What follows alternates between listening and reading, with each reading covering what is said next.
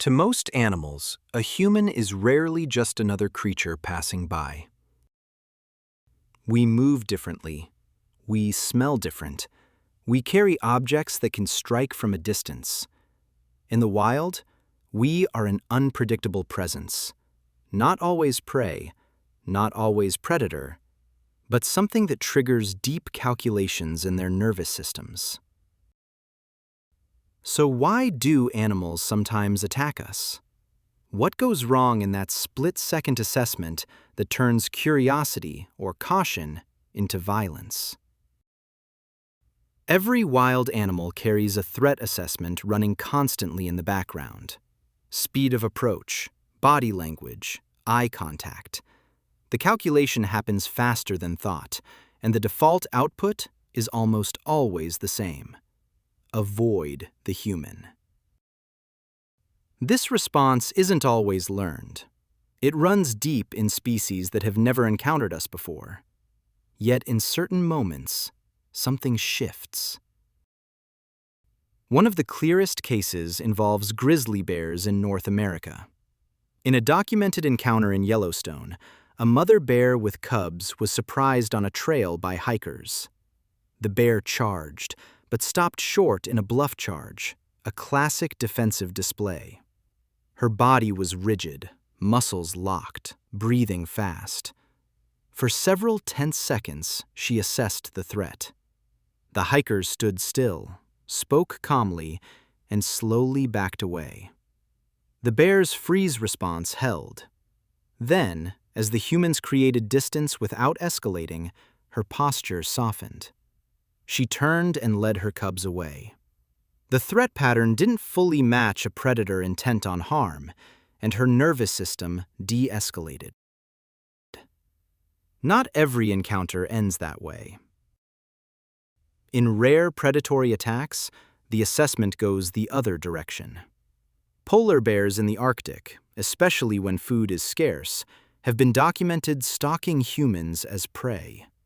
In one harrowing case from Churchill, Manitoba, a large male bear approached a group of researchers. It didn't bluff. It moved with focused intent, low, deliberate, calculating. The bear's threat system had classified the humans as potential food. Only quick action and deterrence stopped the attack.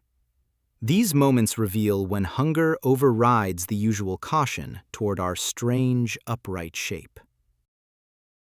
Then there are the defensive attacks that happen when we cross invisible lines. A famous incident involved a mountain lion in California. A jogger rounded a bend and came face to face with a female lion protecting her kittens. The lion charged instantly.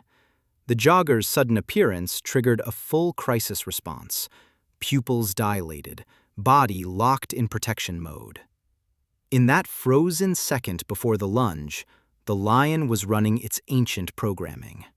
Defend the vulnerable at all costs. The jogger survived by fighting back aggressively, breaking the predator's expectation of easy prey.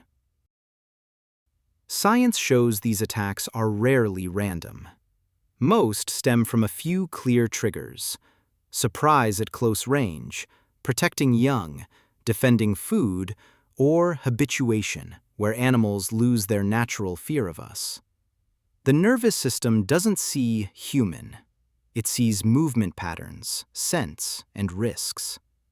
When those patterns match danger, the body reacts with explosive force or rigid stillness while it decides. Yet the vast majority of encounters end without violence. Animals assess us and choose avoidance. We are loud, tall, and unpredictable enough that most wild creatures would rather melt back into the trees than risk confrontation.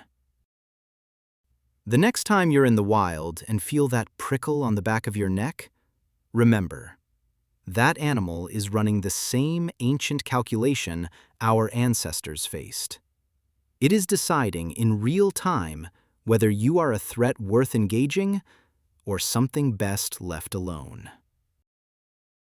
Animals don't attack humans out of malice. They attack when their threat assessment system, honed over millions of years, concludes that we are the danger in that moment. Understanding this helps us move through their world with more respect, more awareness, and fewer tragic mistakes. We are not their natural prey, but we are part of their landscape of fear, and sometimes they become part of ours.